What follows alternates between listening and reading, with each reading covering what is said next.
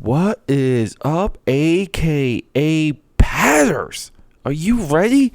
Everyone's talking Spider-Man. Not really. And I think that's a bad sign. But we're talking the 2002 Spider-Man movie. The true movie. The best the character will ever be on film. Let's just admit it. We all know it's true. And if you haven't already heard, we got that intro rolling in. So let's just get through that and get into the dirty of this podcast. So if you're new here, thank you. Thank you for joining me. I'm Peter A. DeLuca, aka AKAPAD, if I can say that. Another known as Peter A. DeLuca. And how are you? It's July 2nd. It's like 6 a.m. I was up all night doing artwork, working on my Indiegogo. That's right. This project, I am so I'm so wrapped into this project because I'm loving every single ounce of work I'm putting into it. It is just so much fun, and it's such a weight lifted off my shoulders because this Indiegogo project for me, it's a comic book, but it goes back to 1996. And now we're in 2019, so yeah, you can imagine. But it's just a lot of ideas. It's a lot of just sitting down, figuring things out, trying to get the best idea for this, the best idea for that, and spending time with creating something to where you allow the better ideas to come through. Like it's almost like a fog. These ideas come through a fog and they appear, and you can just grab them and finish them, or complete it, or it's a puzzle piece and you put it here and it doesn't quite fit, but you just come up with another puzzle piece. So anyway, I kind of want to get into this right away. If I'm all over the place, but if you're new here. You can follow me on just about every single social media platform. If you just search AKAPAD in Twitter, I should come right up. AKAPAD13 on Instagram, AKAPAD on Snapchat. I will say right now my Snapchat's a little bit on hold. I've been re-evaluating the Snapchat strategy because it's just a lot of work, and everything I think I would be doing on Snapchat, I'm currently doing on IG Story. I favor that platform a lot more just because I have a network kind of like already plugged into the IG story. But look. I like interacting. I like talking to you beyond you just driving or sitting down or lying around in your underwear, just listening to me through your phone, because most likely it's going to be through your phone. But look, in 2002, everything changed. Everything changed in 2002. If we adjust for inflation, $600 million. By today's standards, they say it's $400 million, but roughly $600 million was spent collectively to watch the same Raimi. He's the director of the 2002 Spider-Man movie, and the reason why I'm just jumping right into this because I watched this movie. In Homecoming this past weekend with a female.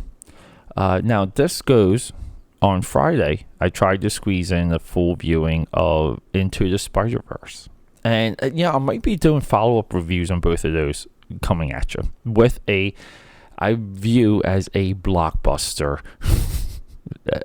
Dream Warriors episode. That might be episode 210 or 211.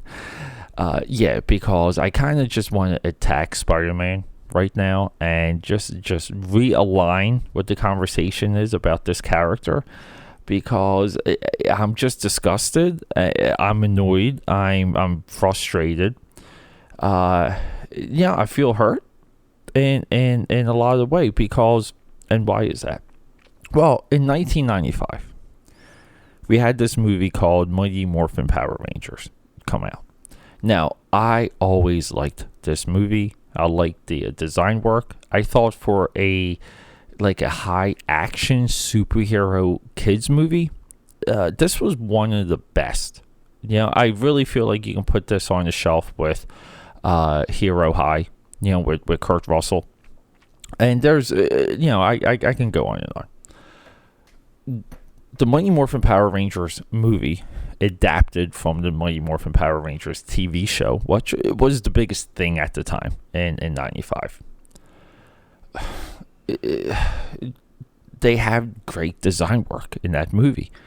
And for whatever reason, the Spider-Man 2002 movie has a legacy of a Green Goblin design that is reminiscent of some of the intersection work, I'll say, or the armored look of the Power Rangers in 1995. And that's the legacy of Sam Raimi's 2002 Spider-Man movie. Now, why am I mad? Why am I frustrated? It's nothing to do with that.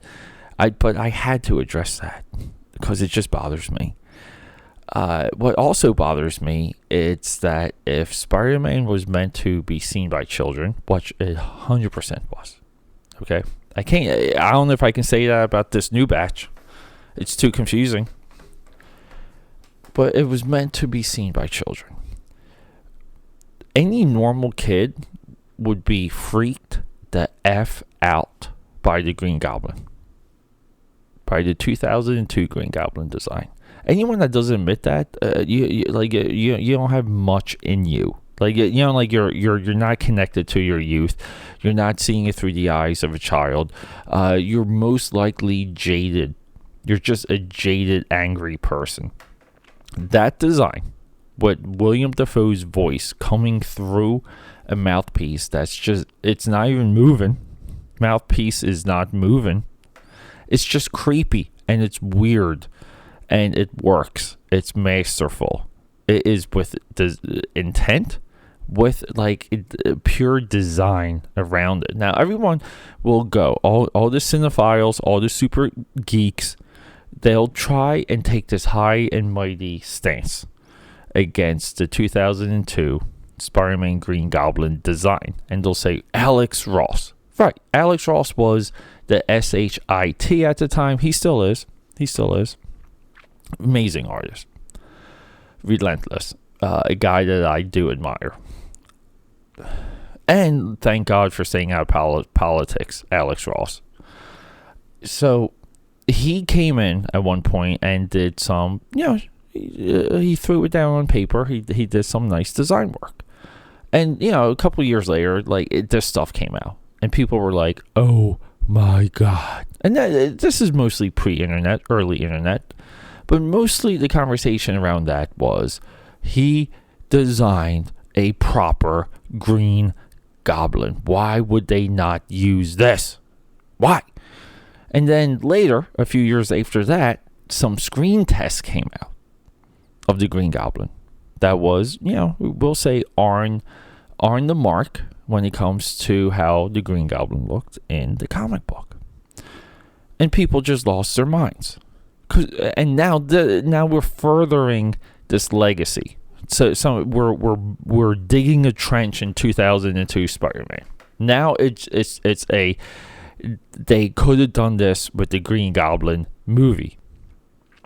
I'm not sure how this holds on to looking at the movie when we're just dealing with a million decisions that go around movies. The screen test of the Green Goblin, if the intent was to scare children and to kind of have a design that would stick to you and with you, Raimi probably just went the way that he thought. Okay, Raimi comes from a very heightened, a very actually literal and comic book and POV driven filmmaking style. His aesthetic is not common. It's very unique.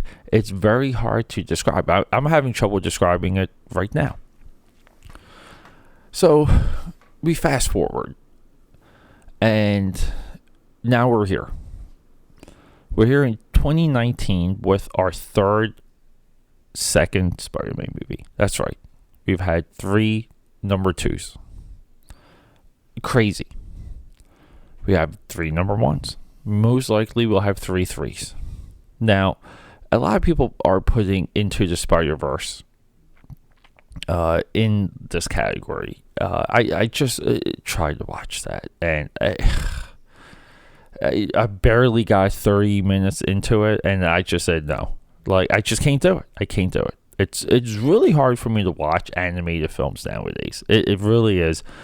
It's just because they just don't hold my interest. And, but I honestly feel like if I was watching them with a child, it would be way more fun. Way more fun. But anyway. So we have that. So let's just move on and get past this Green Goblin mess. Because I'm tired of it. The Green Goblin 2002 design is great. It's awesome. I love it. I like the glider. I like his gadgets. I like his tech. I love the origin. I like that he is lethal. And I like that he is doing things to kind of lure and mess with Spider-Man within the movie. See, there's a couple moments in that movie. 3, that I'm thinking of. That is mano a mano moments. It's me versus you. At the end of the movie, it's just 2 guys fighting it out. 2 guys settling their differences. And I'm watching this and I'm just like, this is awesome. This is like, it's not the fate of a city hanging in the balance. It's not the fate of the world. There's no MacGuffin. There's no greater scheme for the Green Goblin. There's no motivation other than he having a lust for power. Okay, and the dual personality of the Green Goblin in this movie is just incredible. So you would think after $600 million that they would just let this guy go. Spider-Man 2, people love Spider-Man 2, as do I. I just go in order. I love 1 and I love 2. People go, 2's one of the greatest superhero movies of all time. And I'm like, how are we even looking at this anymore? Because I don't really consider the MCU I wouldn't call them like, they're superhero movies, but they're not like these adaptations. Spider-Man 1 and 2 are adaptations. If someone never, ever read a Spider-Man comic book and just wanted to know the general idea and the feeling of those books, they could watch the 2002 Spider-Man. They cannot watch the Mark Webb, Andrew Garfield, they can't watch the Amazing Spider-Man, the reboot. And they cannot watch Spider-Man Far From Home and Spider-Man Homecoming. You cannot watch Civil War and know anything about the character. You don't. The Marvel Cinematic Universe, aka the MCU version of Spider-Man, is not the character. I'm sorry. This is another form. It's another thing. I'm not even sure how to describe it. I'm not. But 2002, you can sit someone down, have them watch this movie, and they get it. Flash Thompson's Flash Thompson. Mary Jane is Mary Jane. No Gwen Stacy. Okay. But you have Uncle Ben. You have Aunt May. You have the mythos. You have the archetype. You have the origin. You have meaning to the only thing Stanley ever written that mattered is with great power comes great responsibility. That's the only thing that's carried on. One panel. And who knows if he even wrote that. Really, it's in dispute. That's going to be a future episode, everyone. But the person who doesn't know anything about superheroes, who is familiar with comics, knows the character, can watch the 2002, if I can say that right, the 2002 Spider-Man, and know the character and know the origin. They can watch Spider-Man 2 with Dr. Octopus and see some of these ideas get further. Now, whenever they adapt, and I give these newer films a little bit of credit for this. Whenever they adapt Spider-Man, they just want to rush to killing Gwen Stacy and Mary Jane. The films just haven't figured this out yet at all. But part of the mythology is that the Green Goblin kills Gwen Stacy, Spider-Man's girlfriend, after killing her father, by the way. Her father dies. Like, people kind of forget that. That was issue, I think, 127 and 128 and 129, maybe. Stan Lee was not even writing the book at the time, by the way. Stan Lee's contributions to Spider-Man roughly reigned 10 years. Okay? The character has been around since 62 or 63. I gotta get my years right. So, the films haven't really figured out the melodrama part of the Spider-Man mythos. And that's fine. You know, like, we want to condense things, combine things. Look, when Sam Raimi made Spider-Man, it wasn't like a guaranteed, okay? It's still like a one-shot movie, okay? The impact of Spider-Man. And people will say Blade and the X-Men. Yeah, those are pebbles on the foundation. But this superhero madness came in 2002 with one of the most perfect origin movies you could ever imagine. Pete, what are the other superhero origin movies you would put in this class? Okay, I'm with you on that. Superman. I can't put Tim Burton's Batman, but I can kind of put Batman Begins there. The Christopher Nolan, the reboot. The only reboot that kind of worked. Might be ever. Not really. Maybe. I do, like, I have a lot of thoughts on these quote-unquote failed reboots. But it would pretty much be, like, in the order of Superman, 78, Spider-Man 02, and Batman Begins. Those are your three greatest origin movies. Now, you can... I kind of put Wonder Woman and Tim Burton's Batman in, like, a class where the heroes are kind of already, like, there. You know, like, we're not kind of getting built up. But the one that also does it is Iron Man. Like, 100%. You know, like, those four films, I really feel like you can... That's your blueprint. And they go in that order. They go in order of release. It's really hard to, like, put one above the other. So to be fair, you just have to go into release. And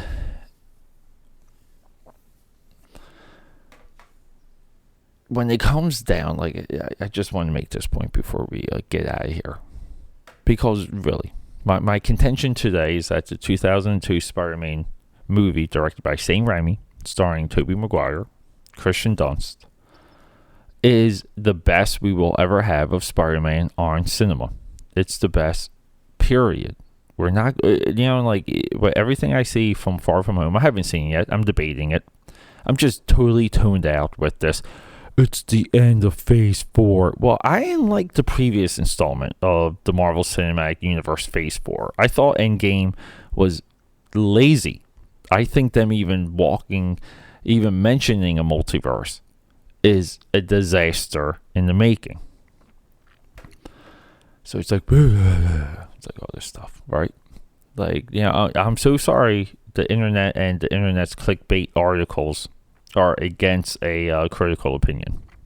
I'm sorry if I'm not of the hive mind that controls media, film review, and conversation today. Sorry. So, we're not going to get any other, like, attempt at this origin.